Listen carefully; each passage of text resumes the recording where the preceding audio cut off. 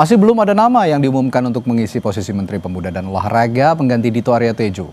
Apakah jabatan Menpora akan kembali diberikan kepada Partai Golkar?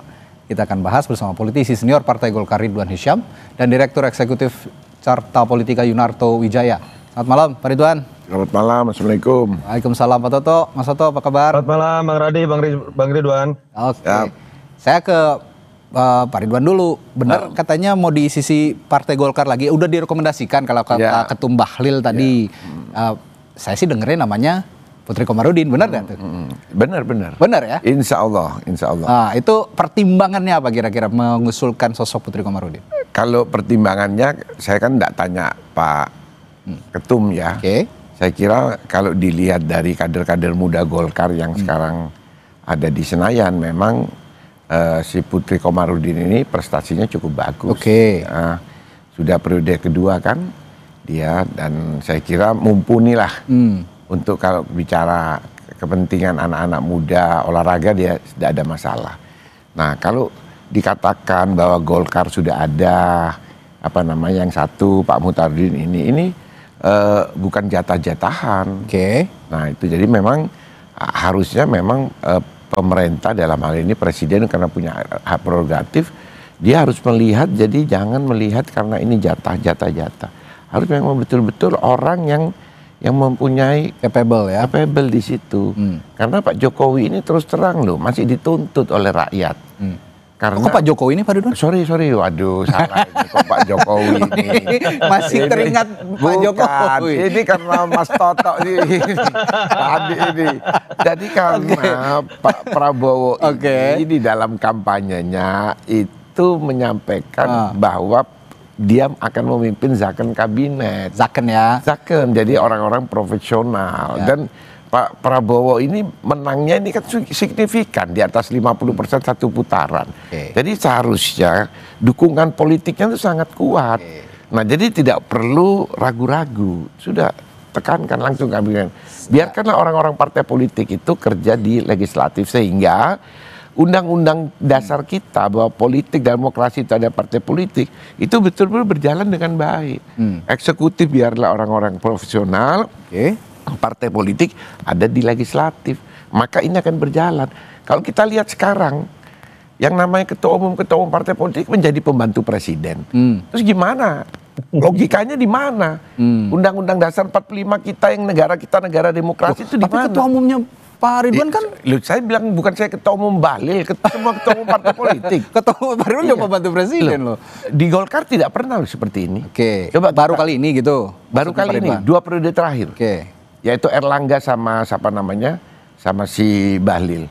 Setia Novanto tidak di kabinet, ya. Abu Rizal Bakri tidak di kabinet, mundur dia malah waktu itu.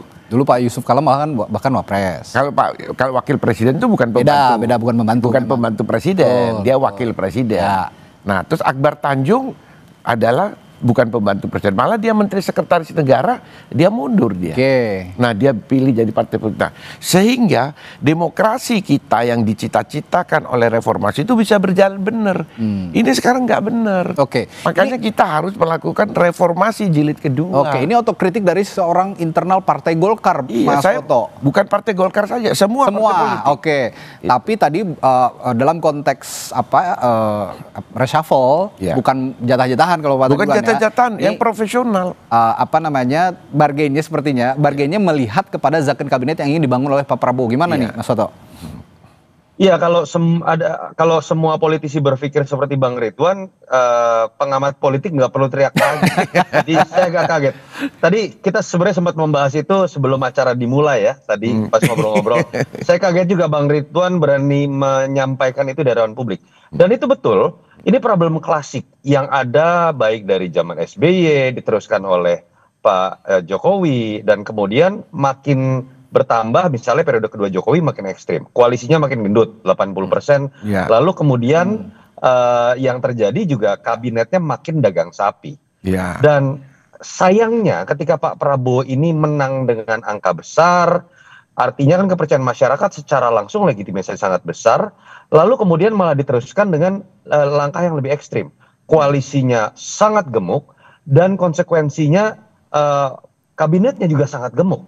Dan akhirnya kita tahu Bahkan baru 10 bulan sudah ada yang terkena kasus, beberapa kontroversi pertanyaan yang terkait dengan pernyataan. Artinya apa sih? Sebenarnya sangat disayangkan. Pak Prabowo ini punya ambisi sangat besar jauh dibandingkan presiden sebelum loh. Target pertumbuhan ekonomi 8%. Tidak pernah ada presiden yang memiliki kebijakan yang big push ekonomi seperti MBG, lalu kemudian Koperasi Merah Putih, yang itu membutuhkan effort lebih. Dengan situasi anggaran yang sangat terbatas. Artinya apa? Dibutuhkan langkah-langkah eksekusi dari pasukan yang sifatnya profesional. Sayang kalau seorang presiden akhirnya menghabiskan waktu dengan kalkulator politik, berhitung mengenai kalau Golkar saya keluarin 1, saya harus gantinya berapa? Saya harus gantinya di pos mana? Jadi Anda punya pandangan sampai kena ngambek atau tidak misalnya. Oke, jadi Anda punya pandangan nggak apa-apa Golkar lagi gitu? Loh, ini bukan Golkar lagi atau PDI profesional aja. Iya. Oke. Kalau saya konkret ya. Dari awal saya selalu mengatakan betul kader parpol ada yang bagus, ada yang profesional dengan latar belakangnya. Tapi kan bisa dibuat aturan. Misalnya ketika dia sudah menjadi pembantu presiden, dia tidak boleh aktif lagi menjadi pengurus misalnya. Sehingga kemudian ada batasan-batasan bahwa ketika dia masuk ke wilayah eksekutif, kerjanya dan tuannya hanya satu, namanya presiden. Dan biarkan yang lainnya mengurusi partai dan legislatif.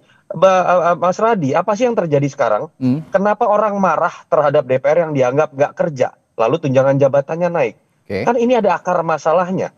Bagaimana mungkin anggota DPR bisa melaksanakan fungsinya dengan masing-masing komisi, dengan masing-masing job desk-nya, kalau yang namanya ketua umumnya, orang yang paling ditakuti oleh anggota DPR yang bisa melakukan PAW kapanpun, itu sudah terikat dengan posisi sebagai pembantu presiden, yang kalau kritik presiden partainya, anggota DPR-nya, yang bisa bermasalah jabatan dia, yang bisa bermasalah partainya. Jadi itu akar masalah, bukan sekedar perilaku anggota DPR saja, walaupun mereka harus otokritik juga ya, tapi ada akar masalah yang terus-menerus dibiarkan dalam beberapa rezim, bahkan oleh Pak Prabowo saya sayangkan terjadi pada skala lebih ekstrim.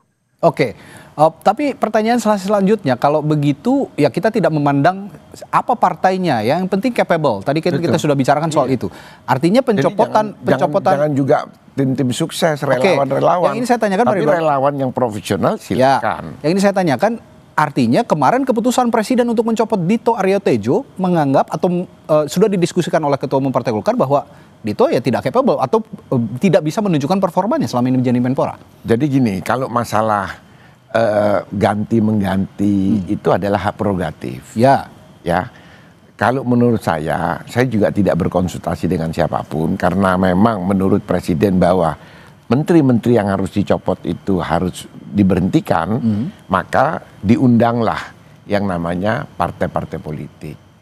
Diminta untuk memberikan rekomendasi beberapa nama. Keputusan tetap ada di presiden. Saya tidak yakin bahwa yang diminta hanya Partai Golkar, sebuah partai politik diminta. Nah, terus baru presiden akan membuat keputusan. Dan memang Pak Prabowo ini kalau kita lihat orangnya memang kan dia tegas, militer kan. Tapi sangat hati-hati. Nah, sehingga terkesan terlambat kemarin itu, reshuffle kemarin bulan tanggal berapa itu? Agustus ya kemarin ya. Karena ada ya belakangan ini juga berkaitan dengan reaksi-reaksi publik yang muncul. Padahal reaksi publik itu sejak pelantikan pertama tanggal 21 Oktober ya. Kan presiden 20 dilantik, 21 diumumkan. Itu sudah kritik-kritik sudah banyak. Satu, tidak profesional, tim sukses, partai politik. Nah, kabinetnya terlalu besar. Itu kritikan-kritikan sejak hari pertama. Terus tidak pernah berhenti. Nah, di bulan Juni pada puncak itu, Juni itu. Nah, masih terus tidak ada perubahan. Nah, karena apa? Kita tidak bisa menyalahkan Pak Prabowo. Memang kalau 6 bulan itu terlalu cepat. Biasanya 1 tahun. Pak Jokowi... Ya, artinya 100 hari lah. Atau ya waktu itu ada momen 100 hari kan? Waktu itu kan sudah banyak yang diminta untuk diadakan perubahan. Tapi kalau memang 100 hari terlalu panjang, terlalu pendek. Karena memang pada waktu menentukan di awal itu harus pertimbangannya sangat matang sekali. Nah, jadi bukan coba-coba kan. Nah, tapi oke lah 1 tahun.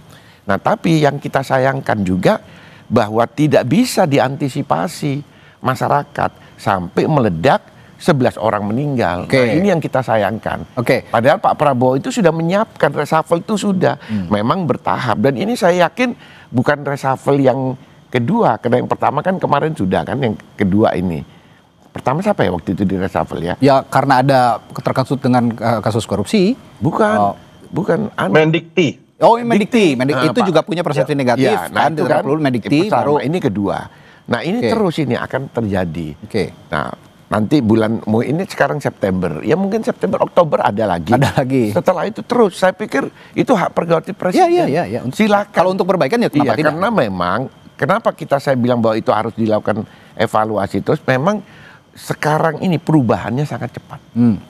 Dan harus responsif memang pemerintah menyikapi teknologi isu kan. Dulu kita 5 tahun 10 tahun yang lalu nggak ada ini teknologi. Itu perubahan itu harus diantisipasi oleh Tapi Pak begini, Prabowo. saya mau tanya juga ke Mas Toto. Ada juga persepsi publik bahwa yang diganti menteri-menteri yang kemarin itu termasuk Mas Dito Arya Tejo karena punya persepsi negatif di mata publik, sehingga Pak Prabowo sebagai pemimpin negara juga tidak inginlah tentunya punya citra negatif di mata publik. Saya akan tanyakan hal itu sesaat lagi di Sapa Indonesia Malam, tetap bersama kami.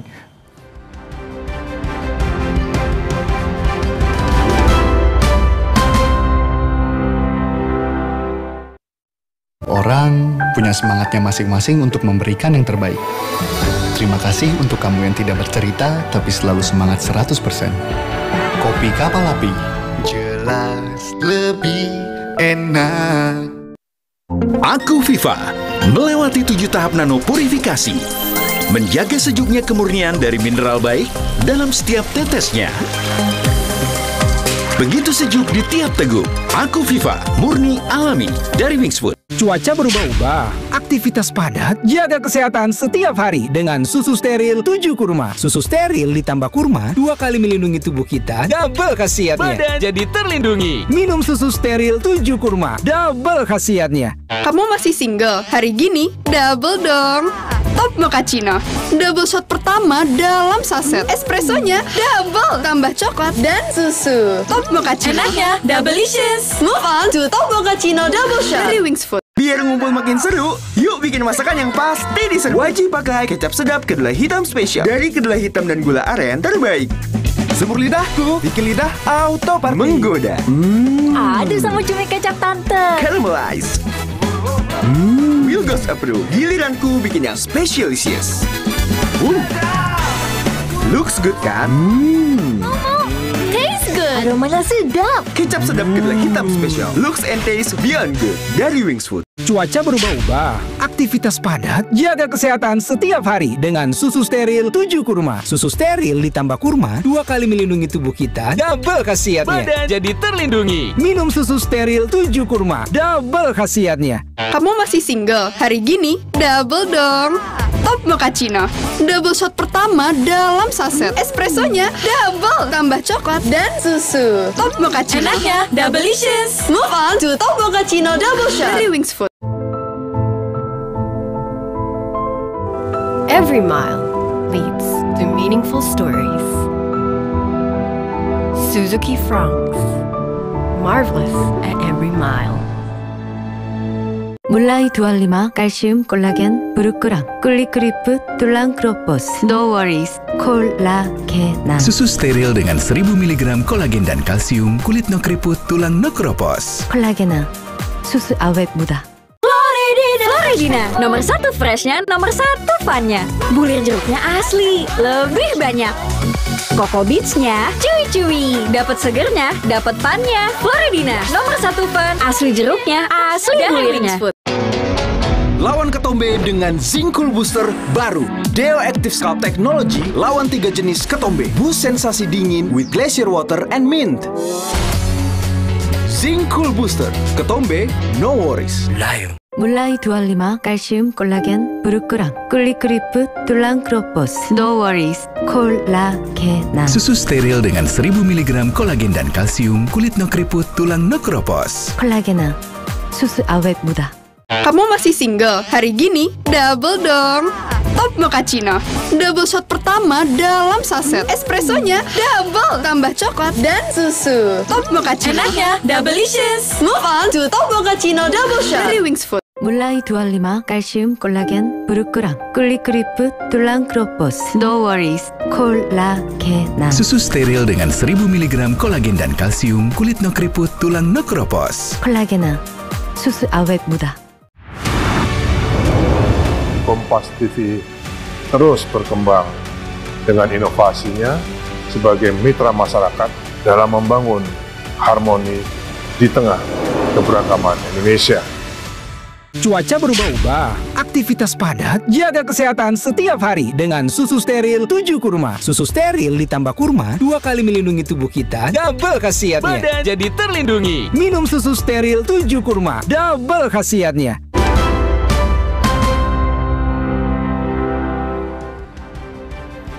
Jadi ngomongin soal reshuffle kabinet khususnya untuk Partai Golkar, saya ingin juga menarik ke beberapa menteri yang kemarin di reshuffle selain dari Partai Golkar. Ada 5 menteri at least yang di reshuffle ya. Posisinya juga diganti begitu. Nah, yang kosong ada 2. Tapi ingin saya tanyakan ke Mas Toto tadi bahwa ada persepsi publik bahwa menteri-menteri yang diganti ini punya citra buruk di mata publik, sehingga Pak Prabowo sebagai pemimpin negara juga tidak mau punya citra buruk di mata publik. Nah, apakah Anda punya analisis yang sama atau ada perspektif lain? Ya, dalam konteks berbicara mengenai KPI seorang menteri, ya tentu saja salah satunya adalah masalah komunikasi atau citra ya.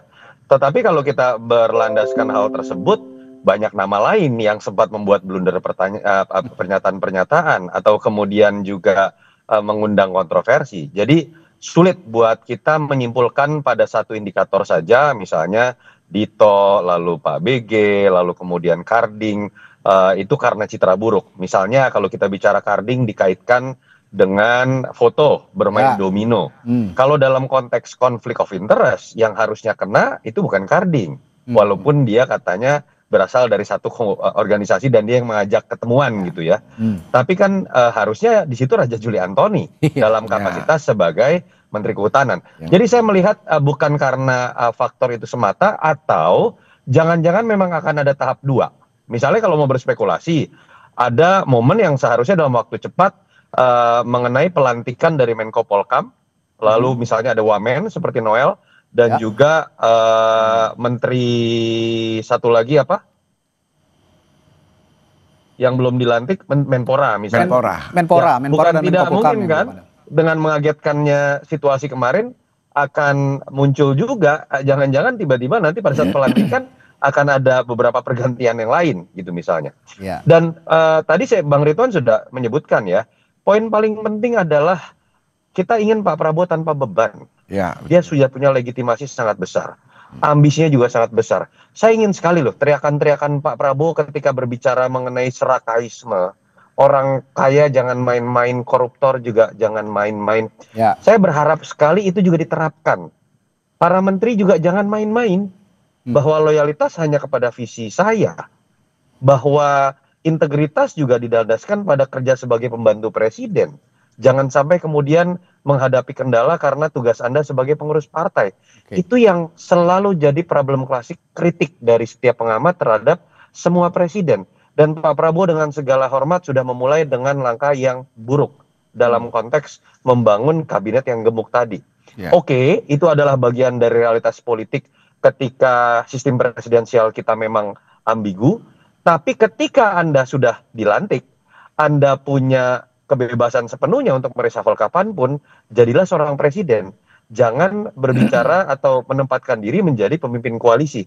Yang dibutuhkan adalah kapasitas Anda untuk bekerja buat rakyat, bukan menghabiskan waktu terlalu banyak untuk menjadi pemimpin koalisi. Oke, pertanyaan saya selanjutnya ke Pak Ridwan.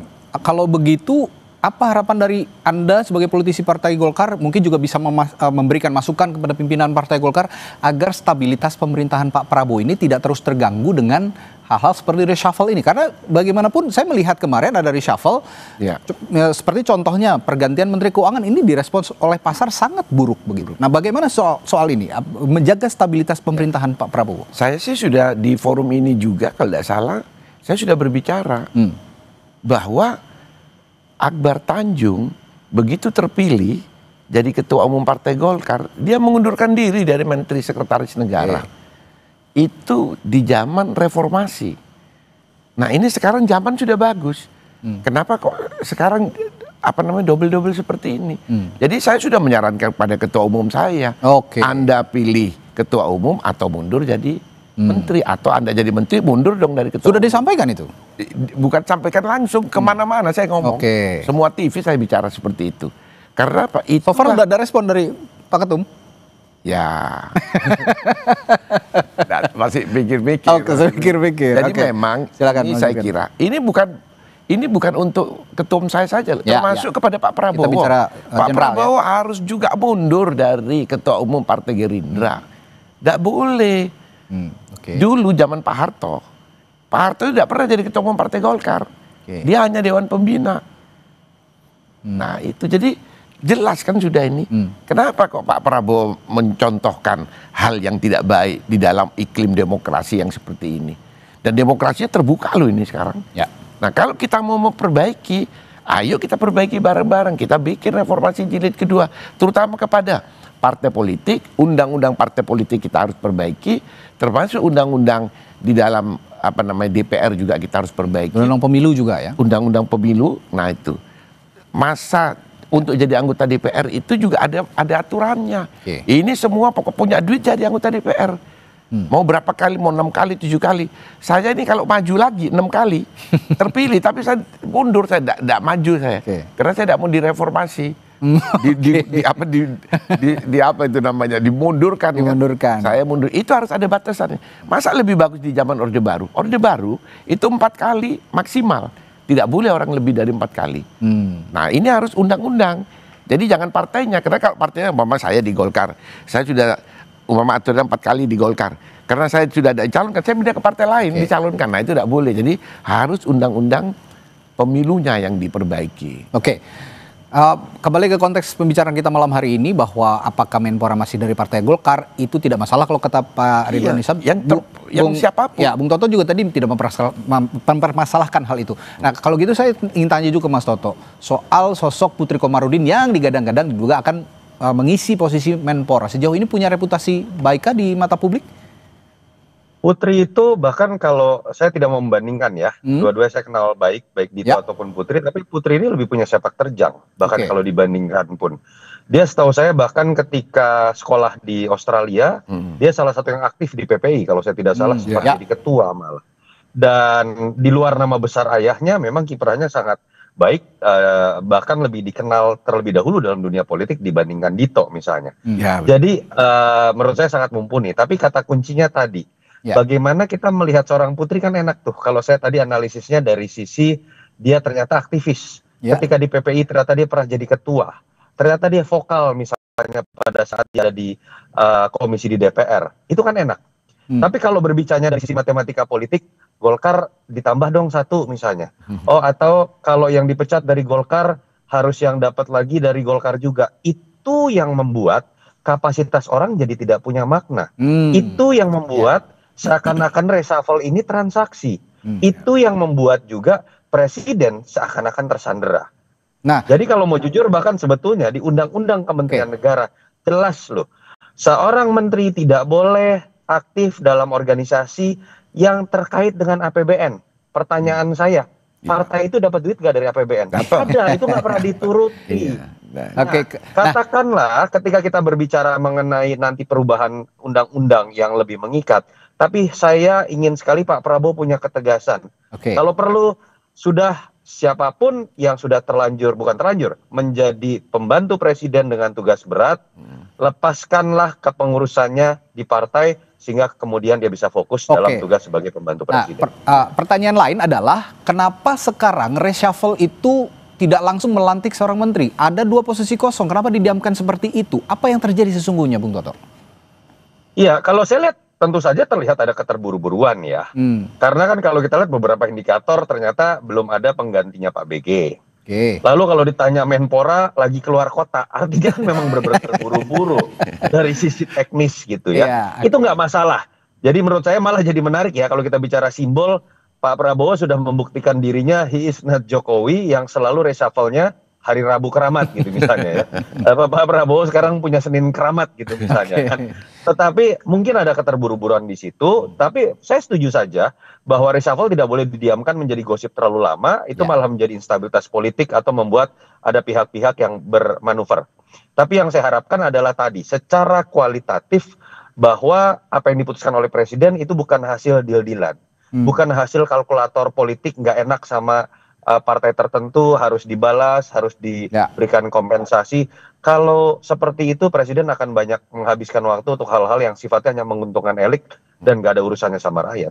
Ya, yang penting tadi merit system yang berjalan. Kalau memang Pak Prabowo punya prinsip zakon kabinet, ya tidak memandang partai manapun. Yang penting dia capable dan bisa menjalankan tugasnya dengan baik di kementerian manapun. Baik, terima kasih Pak Ridwan Hisam sudah ke studio Kompas TV berdiskusi, dan Mas Soto juga sudah bergabung lewat sambungan virtual. Terima kasih. Selamat malam, sampai jumpa lain waktu yang lalu. Saudara, setelah jeda ada informasi lainnya yang akan kami sampaikan.